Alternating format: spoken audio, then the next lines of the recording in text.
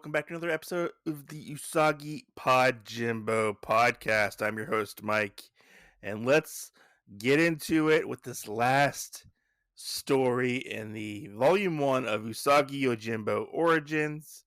So let's get into it and talk about it. This is Lone Rabbit and Child.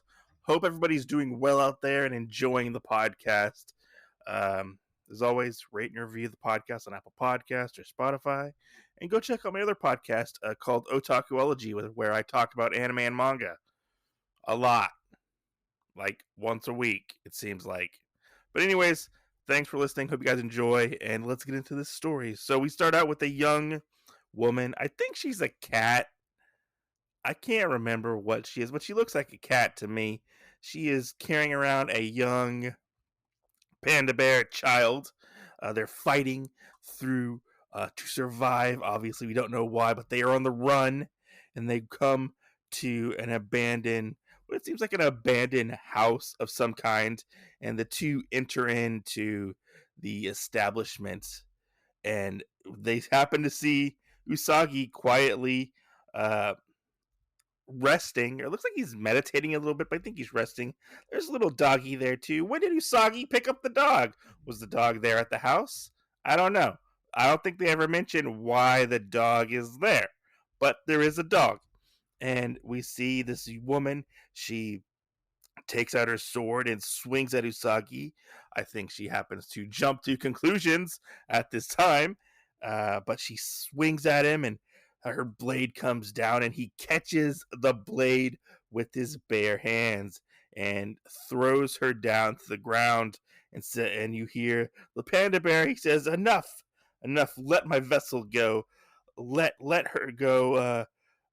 You're after me, after all." And he's trying to uh, basically use his life to save hers. We find out this young child is named Lord Noriyuki, and Usagi's like, "I don't know who you are. I don't know who you are, and I don't wish to harm you, child." And you see the young woman and the young samurai, and she's like, "Well, I guess I've made a really, really big mistake. My name is uh, Tomoe Tomoe Ame, if I remember correctly. Gotta be honest, I had trouble with remembering her name, but her name's Tomoe Ame. I almost said something completely different, but good thing I caught myself. I'm bad reading Japanese words sometimes, like we know from the last podcast. But we find out that Lord Noriyuki's father has been assassinated, and they are part of the Gaishu clan, and they're trying to get to the capital so they can basically establish Noriyuki as the leader of the Gaishu clan, as the new leader. If they don't do that in time, basically all the holdings will be distributed, and the Gaishu clan, if I remember correctly, will be dissolved. I think that's what they were getting at the beginning of this. And we come to find out that Lord Hakiji might be involved in this, and Usagi's ears perk up, and he's like, "Akiji?" And Tomoe is like, "Are you a supporter of Akiji?" And you see Usagi says nothing, but he puts his hand up. He hears some rumbling, and we see the people who are after Lord Noriyuki or outside the hut, ready to fight. They want the child. He's in there, obviously. He's in there. Like, "We know you're inside." And Usagi's like, "Go away. I just woke up and I'm in a bad mood."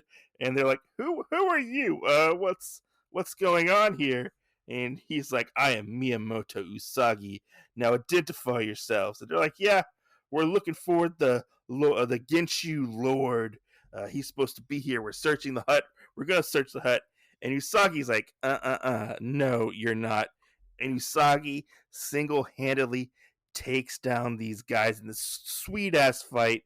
Well, he takes out most of them. He takes 3 of them down, which I always like to see Usagi fight. Usagi fights so cool.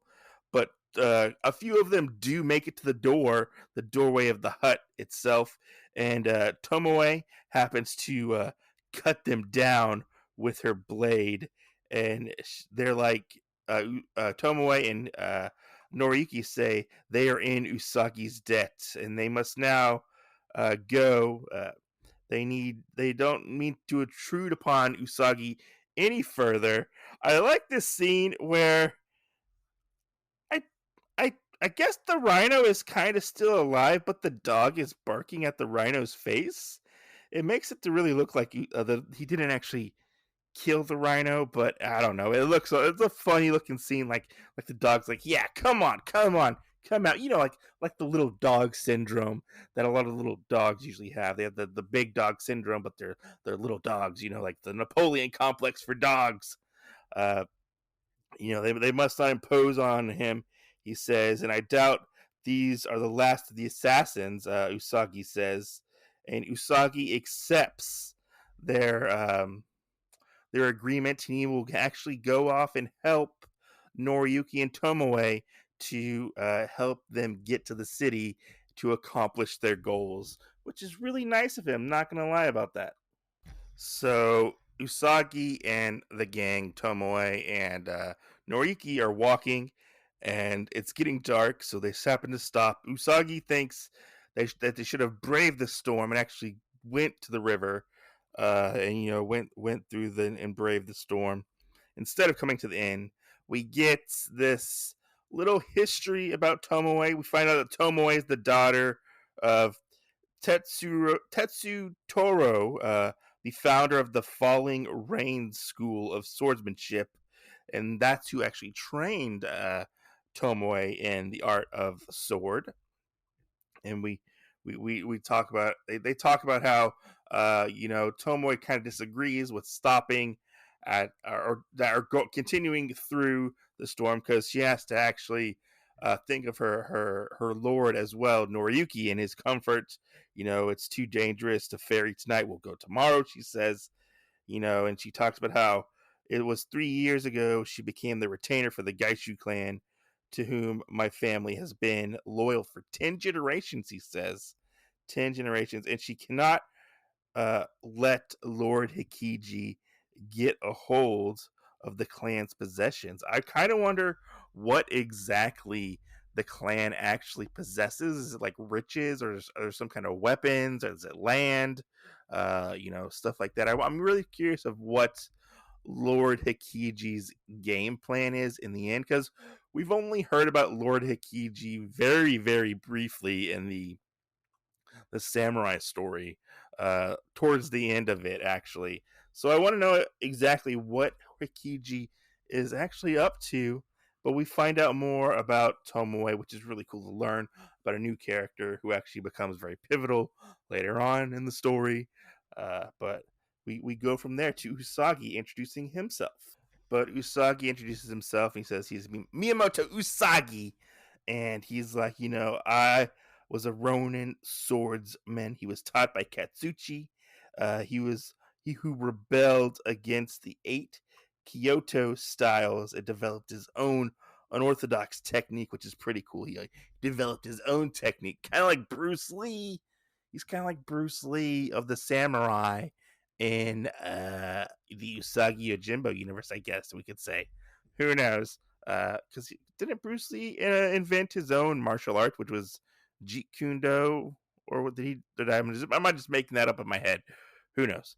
Um, but Usagi talks about how after the death of Katsuchi, he went off to go to the north and basically he he went off to the north and went off to the Adachigahara plains and to help out with that. And he basically talks about how the Battle of Adachigahara and how Hikiji wanted the land for that aspect. And, after his lord died, he became a Ronin and stuff like that. The basics that we already know and love about the Miyamoto Usagi story, the basics. But we find out after the morning, after they end up staying at the inn, uh, Tomo talks about how it's too dangerous. It was too dangerous to go out there. And we're nearing Ito. We need to avoid the mountain, We need to avoid the main highway, she says. We should take the mountains to basically get away from all the bad guys that are actually trying to track them. And Usagi's like, yeah, that is a very good idea. And it looks like the water has risen when they get down to the river that they're trying to get past. And she's like, last night, Tomoe says, last night, uh, the rains made the river very dangerous to try to cross. And Usagi's like, we have no choice. We must risk the danger now. And we see Noriyuki and his little puppy dog that he's got now, that Usagi found for him, I guess. Noriyuki just wants to take the dog for his own. I don't think he asked Usagi, hey, can I have this dog? What if that was Usagi's dog? Who knows? Uh, but the dog starts growling, and we see the bad guys, or some of the bad guys from before. Uh, they're charging after Noriyuki, Tomoe, and Usagi.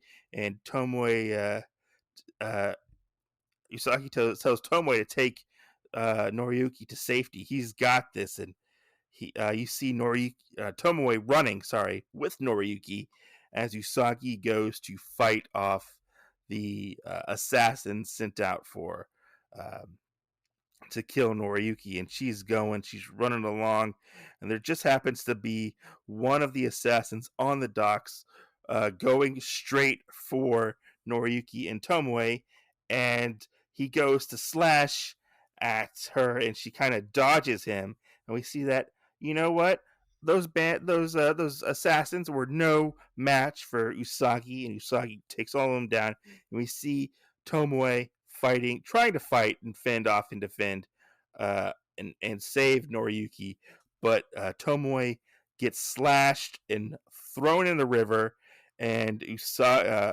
not Usagi, Noriyuki happens to fall over, and the bad guy, the assassin, he's like, "Against you, Lord! Now you're dead."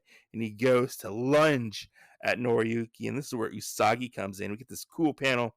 Usagi moves so fast, he goes and cuts the head off this pig. This scene is so cool. I just love the way it's almost like a different way of depicting the motion, like before, where we have little wisps and we get like a three Usagi motion where you see him go back. He draws his sword, and he goes and cuts straight through the head of this assassin guy. And Noriyuki's like, Usagi, Tomoe is being swept away down the river, because we see her being swept away down the river, and Usagi is basically trying to hold Noriyuki back, and he says, stop, Noriyuki.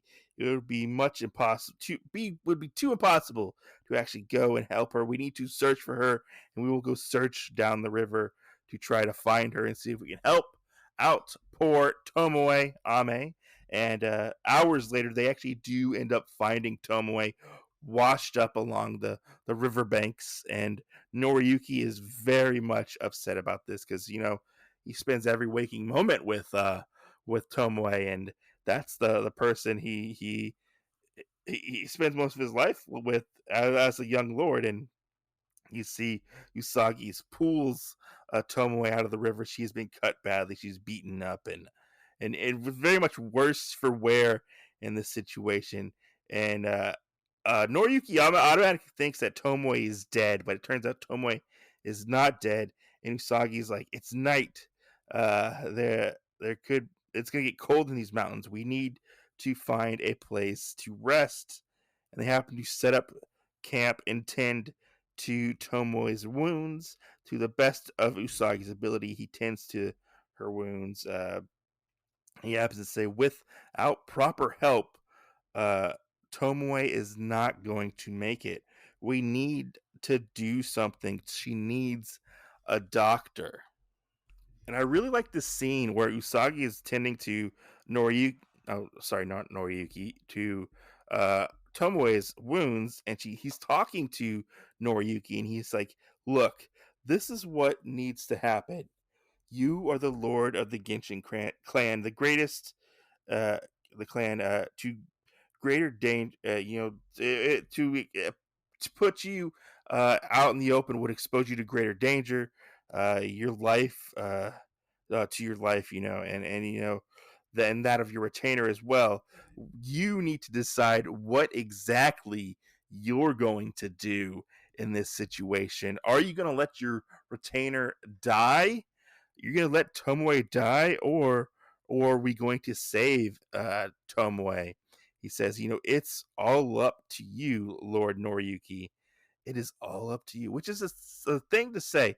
To put something like this on a young child, to basically like, look, I've done all I can do. So that's what he tells him. He's like, I've done all I can do, and if we do not get her the help, she's going to die. But we also have to protect you as well and not get you out in the open to where the bad guys can basically take you out and bam, Lord Hikiji wins basically. So uh, I think they sneak off into the night and they end up actually in a city. And you see Usagi sitting around a lookout and he's drinking some tea. They're in the town of Nayari, I believe it's called. And Tomoe wakes up and she's like, Usagi River, Noriyuki, and Usagi's holding on to Tomoe, and Tomoe is like, she's very much worse for wear. And you see Lord Noriyuki come in, and he's like, dead? No, no one's dead. No, you were near death, but you're not dead. And you see Tomoe gets really mad at Usagi, and Usagi tells her that you need to rest, Tomoe. And Tomoe's like, no, my lord, safety comes first. You should have not brought me here. We must leave immediately. And so they come up with the plan where Tomoe is going to stay behind, and Usagi is actually going to take Lord Noriyuki to the capital to where he needs to go.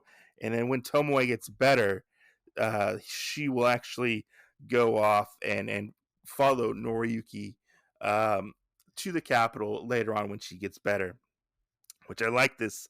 I like this scene because Noriyuki actually does kind of take charge here a little bit and starts to become the lord that and take more charge. Like he's not afraid as much anymore, and he's willing to take that risk and go with Usagi, which is pretty cool to see.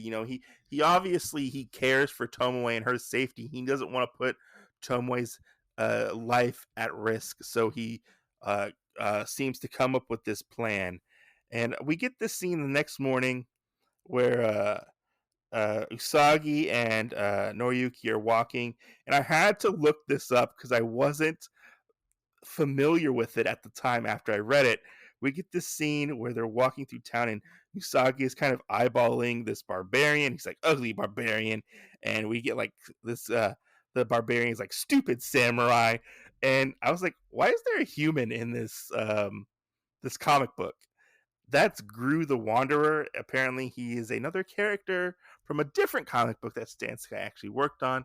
I kind of talked about it last time because there was a reference to a barbarian in the last issue for the Blind Swords Pig. But we see them walking along. I like the scene with all the little dinosaurs under the bridge trying to get a bite to eat, it seems like. And we get this cool scene to where Usagi and Noriyuki are crossing the bridge, and they happen to actually get cornered by the Neko ninjas, which is cool. They get cornered on both sides of the bridge, and you see Usagi fighting his way through ninja stars, killing all these Neko ninjas. It's really cool. I like the way it like it flows, and like the action is really intense. Usagi is very intense in this situation, and he's like, "Stay behind me, Noriyuki," and he's like, "Yeah, Usagi." And one of them brings out like a chain, and he like gets a hold of Usagi's sword, but he actually happens to dispatch the ninja who got his sword, it looks like, with his other sword that he has. But I like this scene kind of made me laugh, where the samurai is like, you are strong, or no, sorry, the ninja is like, you're a strong samurai, you will it will give me great pleasure to kill you before I kill Lord the Genshu Lord. And you see them getting ready to square off, and he's like, Shinobi, who are you? And he's like, Hanzo of the Neko Ninja Clan. I like this scene because it just reminds me of King of the Hill with Dale Gribble. And he's like, pocket sand, wah! He throws like sand in his eyes, it looks like. So Usagi has to fight blind, but looks like Usagi actually has a little help, and Lord Noriyuki actually grabs one of the swords because Usagi ends up falling down because he can't see, and he helps Usagi by saving his life and ramming the sword straight through the Neko ninja's chest. And so with Usagi down, Noriki is helping him up. We see these two samurai running up, and they're like, "Look, there he is, there he is!" And you see Lord Noriki grab one of the swords, and he's like, "Hold it!" And he's like, "I am Lord Noriki of the Genshu clan. Do not come here. Do not come any further." And it's like, "Look, Lord Noriyuki, it's us. It's your retainers from the Edo mansion. We're here to help you. You did not show up on schedule, so we came to look for you." And so they get a nice escort to the mansion, Lord Noriyuki's mansion. And a week later, Tomoe actually happens to show up, and Lord Noriyuki is very happy that she survived and she's back, and she's ready to serve. She's glad he's safe, and she's like, "What happened to the Ronin Rabbit, Usagi?" And Lord Noriyuki says that he is gone. He has left the palace, and um, Tomoe is very uh, kind of taken back. She's like, "He's gone. Like, what do you mean?" And Lord Noriyuki says, like, "Yeah, I was planning to make him a retainer of the clan, but he disappeared soon after we arrived." And Tomoe rides off to try to find Usagi, but she cannot find him. And she wanted to thank Usagi for saving her lord's life and her life as well. And the comic ends with just Usagi sitting or standing in a field looking at the moon, and we get this epilogue with Lord Hikiji. We get to see what Lord Hikiji looks like. So Lord Hikiji has summoned this snake, and he wants to know exactly what happened and why uh, Lord Noriyuki is still alive. Lord Hikiji wants to know this, and he's like, "Tell me why. What happened? I need to know. I need to know what happened to. Uh, why did all the assassins I sent died?" And it just so happened to be one lone Ronin's job, or everything failed because of one lone Ronin. Lord Hikiji, his name is Miyamoto Usagi. And we get to see our first glimpse of Hikiji. And Hikiji is a man, which I thought there were no humans in this land, but that is very, very surprising right there. I'm going to tell you that much.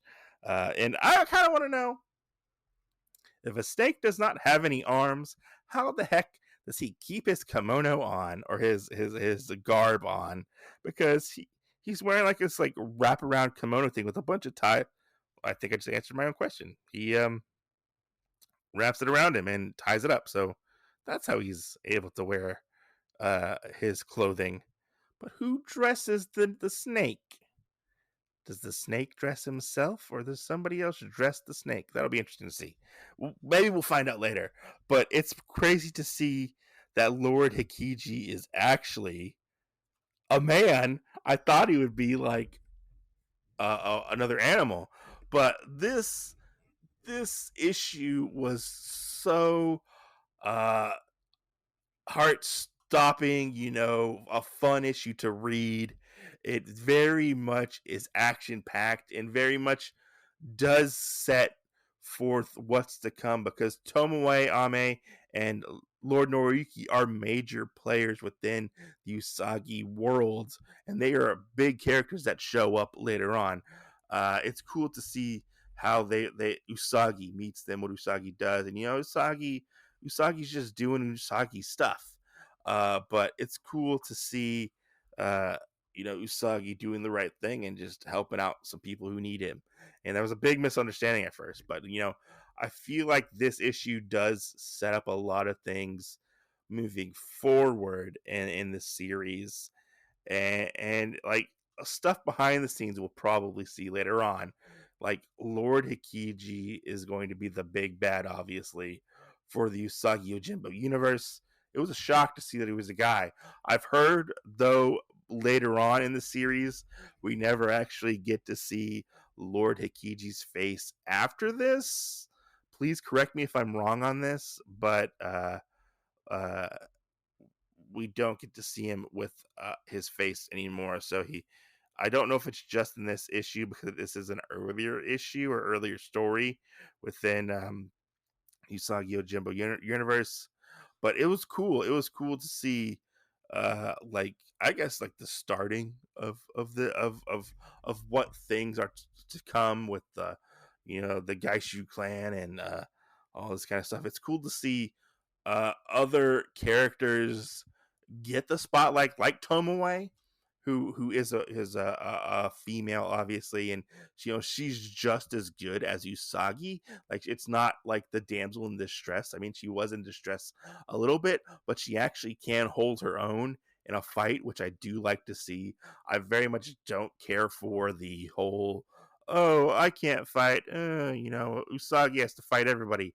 No, she is basically kind of seems like almost Usagi's equal in a way, uh, like fighting wise, because she is very good at fighting, uh, and we'll see here throughout the story as we go along and stuff like that. Because I know she plays a part in a couple more stories as well, which is it's cool. I like seeing a strong female character in comic books. It's cool to see, you know.